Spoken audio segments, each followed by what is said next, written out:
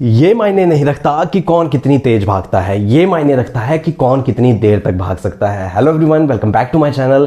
मैं अरविंद शर्मा स्वागत करता हूं आपका आपके अपने YouTube channel Arvind Sharma classes में।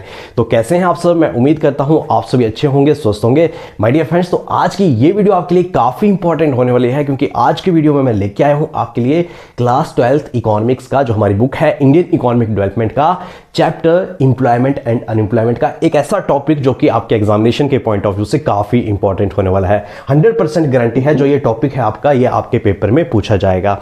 तो आज के हमारे टॉपिक का नाम है टाइप्स ऑफ अनएम्प्लॉयमेंट। जी हाँ, तो सबसे पहले आपको अनएम्प्लॉयमेंट के बारे में पता होना चाहिए। अनएम्प्लॉयमेंट होता क्या है? It is a situation in which the people are willing and able to work at existing wage rate but not get any work. Yes my dear friends, एक ऐसी सिचुएशन जिसमें लोग काम करना चाहते हैं और काम करने को तैयार हैं, जो मार्केट में वेज रेट चला है उस पर उन्हें काम नहीं मिल पाता, तो उस सिचुएशन को अनएम्प्लॉयमेंट बोला जाता है। क्या फुल एम्प्लॉयमेंट का मतलब 100% एम्प्लॉयमेंट होता है? जी नहीं, फुल एम्प्लॉयमेंट का मतलब 100% अनएम्प्लॉयमेंट कभी भी नहीं होता। कहीं ना कहीं 3 to 4% अनएम्प्लॉयमेंट रहती है, क्योंकि ये वो सिचुएशन है जिसमें काम भी है और एक मार्केट में काम तो है पर काम नहीं करना चाहते। काम तो है और कर भी सकते हैं पर करना नहीं चाहते। तो कहीं ना कहीं फुल एम्प्लॉयमेंट का मतलब 100% एम्प्लॉयमेंट कभी भी नहीं होता, चाहे वो डेवलप्ड कंट्रीज है या फिर डेवलपिंग कंट्रीज है। कहीं ना कहीं 3 to 4% जो है वो अनएम्प्लॉयमेंट पाई जाती है। तो आज की वीडियो करते हैं स्टार्ट। सबसे पहले जो हमारा अनएम्प्लॉयमेंट है, टाइप्स ऑफ अनएम्प्लॉयमेंट है, वो कैटेगराइज किया है। सबसे पहले रूरल अनएम्प्लॉयमेंट के बारे में डिस्कस करेंगे, उसके बाद अर्बन अनएम्प्लॉयमेंट के बारे में डिस्कस करेंगे, उसके बाद अदर टाइप्स ऑफ जो अनएम्प्लॉयमेंट है उसके बारे में डिस्कस करेंगे। तो सबसे पहले आइए स्टार्ट करते हैं हमारी रूरल अनएम्प्लॉयमेंट से। तो सबसे इंपॉर्टेंट टर्म आती है हमारी डिस्गाइज्ड अनएम्प्लॉयमेंट।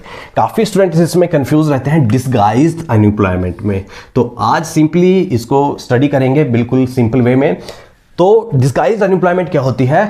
एक ऐसी सिचुएशन जहां पे ज्यादा लोग काम कर रहे हैं, कम लोगों की जरूरत है। जहां पे ज्यादा लोग काम कर रहे हैं और जरूरत है कम लोगों की, तो ऐसी सिचुएशन को बोला जाता है डिस्गाइज्ड अनएम्प्लॉयमेंट। मतलब more people are working than required. जी हां, more people are working than required. Requirement है 4 लोगों की, रिक्वायरमेंट है 4 लोगों की और काम कर रहे हैं 6 लोग।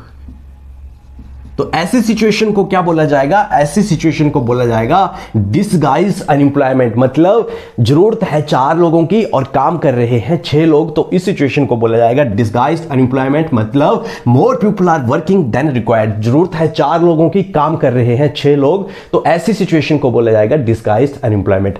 जनरली जो डिस्गाइज्ड अनएम्प्लॉयमेंट है वो हमें एग्रीकल्चर सेक्टर में देखने को मिलती है। उसके बाद बात करते हैं हमारी सेकेंड टाइप ऑफ अनएम्प्लॉयमेंट की, जो कि है सीजनल अनएम्प्लॉयमेंट। तो वर्ड से सारी चीजें क्लियर हो जाती हैं। सीजन मतलब कि जो लोग हैं वो एक साल में सिर्फ सीजनली ही एम्प्लॉयड होते हैं। जी हां, तो आइए स्टडी करते हैं सीजनल अनएम्प्लॉयमेंट के बारे में। It occurs when people are employed only few months in a year. एक ऐसी सिचुएशन जिसमें जो लोग हैं वो एक साल में सिर्फ कुछ महीने के लिए ही एम्प्लॉयड होते हैं। जैसे जब हमारा समर का सीजन आता है,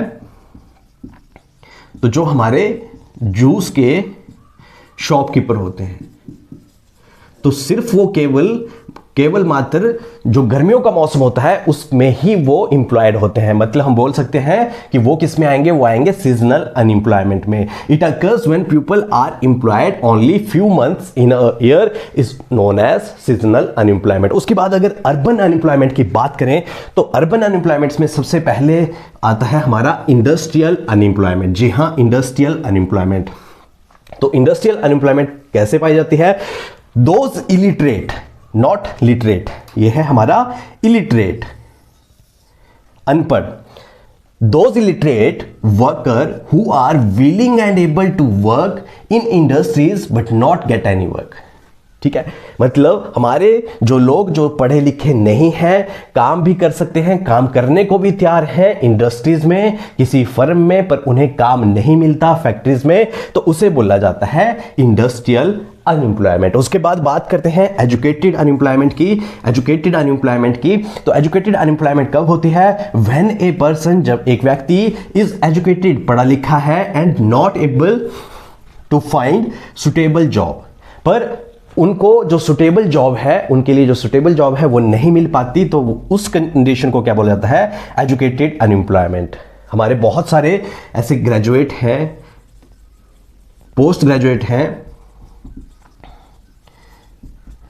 जो काम कर सकते हैं पर उन्हें सुटेबल जॉब नहीं मिल पाती, तो इसे बोला जाता है एजुकेटेड अनएम्प्लॉयमेंट की। उसके बाद टेक्नोलॉजिकल अनएम्प्लॉयमेंट की बात करें तो जब क्या होता है? लॉस होता है, जब हमारी बहुत सारी जो जॉब्स हैं वो चली जाती हैं। कैसे जाती हैं? Due to technological change. जब एक इकोनॉमी में टेक्नोलॉजिकल चेंज आता है, जब एक इकोनॉमी में क्या होता है?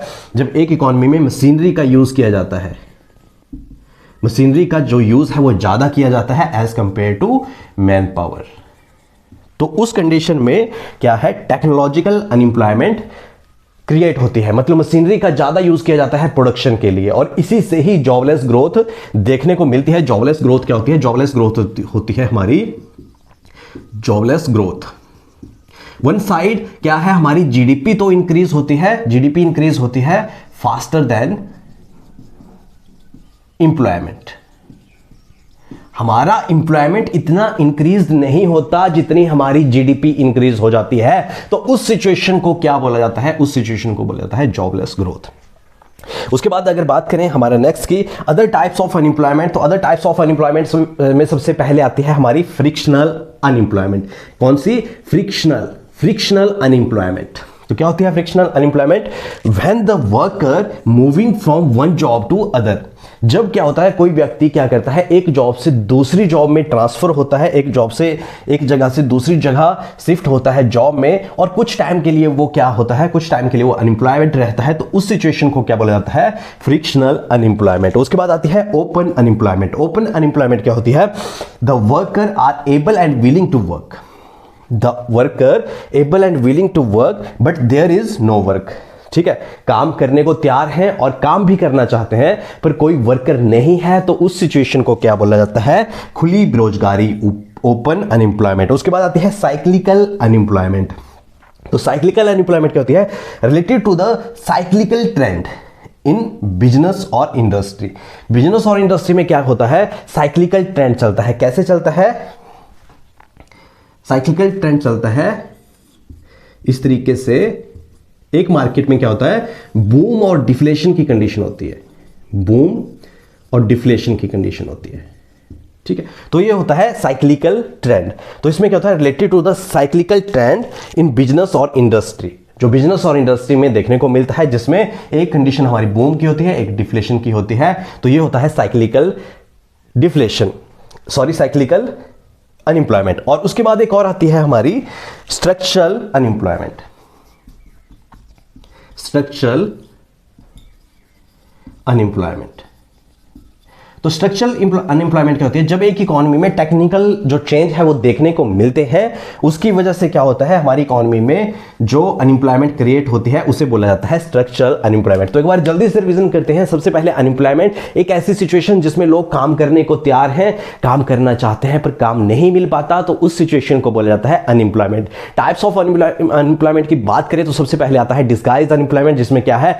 More people are working than required. जरूरत है 4 लोगों की, काम कर रहे हैं 6 लोग, तो ऐसी सिचुएशन को बोला जाएगा डिस्गाइज अनएम्प्लॉयमेंट। उसके बाद आता है सीजनल अनएम्प्लॉयमेंट, जिसमें क्या होता है? जो लोग होते हैं वो एक साल में सिर्फ कुछ महीनों के लिए ही इंप्लॉयड होते हैं, तो उस सिचुएशन को बोला जाता है सीजनल अनएम्प्लॉयमेंट। अर्बन अनएम्प्लॉयमेंट की बात करें तो इंडस्ट्रियल अनएम्प्लॉयमेंट, हमारे कुछ ऐसे भाई बंधु जो पढ़े लिखे नहीं हैं, काम करने को तैयार हैं, काम भी करना चाहते हैं पर काम नहीं मिल पाता, तो उस सिचुएशन को क्या बोला जाता है? उस सिचुएशन को बोला जाता है इंडस्ट्रियल अनएम्प्लॉयमेंट। एजुकेटेड अनएम्प्लॉयमेंट, जो पहले जो लोग हैं वो एजुकेटेड हैं, और क्या है? When a person is educated and not able to find suitable job, जब उन्हें उनके अकॉर्डिंग जॉब नहीं मिल पाती, तो उस सिचुएशन को क्या बोला जाता है? Educated unemployment. टेक्निकल अनएम्प्लॉयमेंट, जब क्या होता है?